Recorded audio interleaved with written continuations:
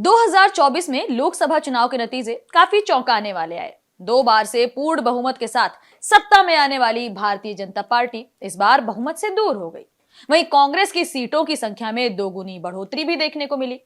ऐसे रिजल्ट्स क्यों आए, इसकी लंबे वक्त से समीक्षा हो रही है। भाजपा क्या कांग्रेस, लगातार इसी बात पर मंथन हो रहा है कि आखिर लोकसभा चुनाव के नतीजे इतने ज्यादा हैरानी भरे कैसे रहे। अब इस पर राहुल गांधी ने खुलासा किया है। रांची में संविधान सम्मान सम्मेलन के दौरान उन्होंने कहा कि वे खुद उस राज को खोलेंगे कि कैसे उन्होंने लोकसभा चुनाव में बढ़त बनाई, कैसे कांग्रेस एक बार फिर से लोगों के बीच आई। लोकसभा के जो चुनाव हुए उसमें सिर्फ हमारे एक फैसले से बीजेपी चित्त हो गई, ये कहना है राहुल गांधी का। नमस्कार, मैं हूं किरण, आप देख रहे हैं डेली लाइन।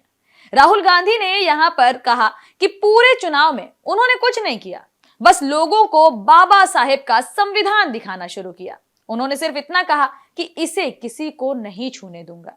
लोकसभा में नेता प्रतिपक्ष की भूमिका निभा रहे राहुल गांधी ने आगे कहा कि प्रधानमंत्री नरेंद्र मोदी के चेहरे से हंसी गायब हो गई है। आपने कई बार राहुल गांधी को यह कहते हुए पहले भी सुना होगा। प्रधानमंत्री पहले हंसते थे, लेकिन जो नतीजे आए हैं उससे उन्हें झटका लगा है। उन्होंने आगे कहा कि संविधान की रक्षा ना तो अब चुनाव आयोग कर रही है, ना ही जुडिशरी। मंत्रालय में बैठे हुए लोग भी सरकार के लिए काम कर रहे हैं। वहीं राहुल गांधी ने यह भी कहा कि पूरे देश में संविधान के लिए काम नहीं हो रहा। राहुल गांधी ने अपने संबोधन में कहा कि कांग्रेस और इंडिया गठबंधन की सरकार आएगी तब हम जातिगत जनगणना कराएंगे। इसका मकसद आरक्षण के 50% बैरियर को तोड़ना है। राहुल गांधी ने आगे कहा कि इस जनगणना से हम ये पता लगाना चाह रहे हैं कि भारत में पिछड़े, दलित और मुस्लिम कितने हैं और उनकी हिस्सेदारी सरकार में कितनी है। कांग्रेस के पूर्व अध्यक्ष ने यह भी कहा कि सरकार जातिगत जनगणना कराने को तैयार नहीं है, लेकिन इसे सरकार रोक भी नहीं पाएगी। राहुल गांधी ने साफ कहा कि मुझे 20 साल बाद राजनीति समझ आ गई है। मैं आपसे वादा करके जा रहा हूं कि आपके अधिकार को कोई खत्म नहीं कर पाएगा। 543 सीटों पर हुए लोकसभा चुनाव 2024 की बात करें तो भारतीय जनता पार्टी को इस चुनाव में 240 सीटों पर ही आराम करना पड़ा। इसी तरह कांग्रेस की बात करें तो कांग्रेस के खाते में 99 सीटें गई। कांग्रेस गठबंधन को 236 और बीजेपी गठबंधन को 293 सीटों पर जीत मिली। केंद्र में सरकार बनाने के लिए 272 सांसदों की जरूरत होती है। इस बार लोकसभा चुनाव में कांग्रेस का ग्राफ बढ़ गया है। वहीं अगर भाजपा की बात करें तो कहीं ना कहीं भाजपा को नुकसान जरूर हुआ है। राहुल गांधी ने 2 सीटों से चुनाव लड़ा और दोनों पर ही जीत हासिल की। ये सीटें थी केरल की वायनाड और फिर उत्तर प्रदेश की रायबरेली सीट, जो कि कांग्रेस का गढ़ अक्सर कही जाती रही है। राहुल गांधी ने इसके बाद रायबरेली सीट को चुना और वायनाड को छोड़ दिया। लेकिन ध्यान देने वाली बात यह है कि राहुल गांधी को वायनाड सीट बड़ी प्यारी है। यही वजह है कि पार्टी ने इस सीट पर किसी और को नहीं बल्कि प्रियंका गांधी को प्रत्याशी घोषित किया। प्रियंका गांधी केरल के वायनाड सीट पर उपचुनाव लड़ेंगी। राहुल गांधी ने इस सीट से इस्तीफा दिया था। कांग्रेस ने प्रियंका की उम्मीदवारी का ऐलान पहले ही कर दिया। पार्टी ने इस जीत के लिए बड़ी चुनावी रणनीति भी तैयार कर ली है। वायनाड लोकसभा उपचुनाव के लिए वोटिंग 13 नवंबर को होगी और फिर इसके नतीजे 23 नवंबर को आएंगे। केरल की वायनाड सीट पर उपचुनाव को लेकर कांग्रेस लगातार तैयारियों में जुटी हुई है। कांग्रेस महासचिव प्रियंका गांधी केरल के वायनाड लोकसभा क्षेत्र के लिए होने वाले उपचुनाव से पार्टी उम्मीदवार के तौर पर अपनी चुनावी पारी का आगाज करेंगी। हालांकि प्रियंका गांधी राजनीति में पिछले 2 दशक से एक्टिव तो हैं, लेकिन चुनावी राजनीति में ये उनका डेब्यू है। राहुल गांधी की ये संसदीय सीट छोड़ने के बाद पार्टी ने यहां से प्रियंका गांधी को ही मौका देने का ऐलान किया। वायनाड उपचुनाव के लिए जब 13 नवंबर को वोटिंग होगी तो सबकी नजरें सिर्फ इसी सीट पर होंगी। कांग्रेस ने जून में ही प्रियंका गांधी की उम्मीदवारी का ऐलान कर दिया था। राहुल गांधी के इस्तीफे के बाद जब ये सीट खाली हुई तो पूरे प्रदेश में सिर्फ यही चर्चा थी कि अब वायनाड सीट किसके हाथ हो जाएगी। सिर्फ केरल में ही नहीं बल्कि अगर देश की राजनीति की बात करें तो राहुल गांधी की छोड़ी हुई सीट ही सबसे ज्यादा चर्चा में थी। इसके बाद में केरल कांग्रेस प्रियंका गांधी की रिकॉर्ड तोड़ जीत की रणनीति बनाने में जुट गया।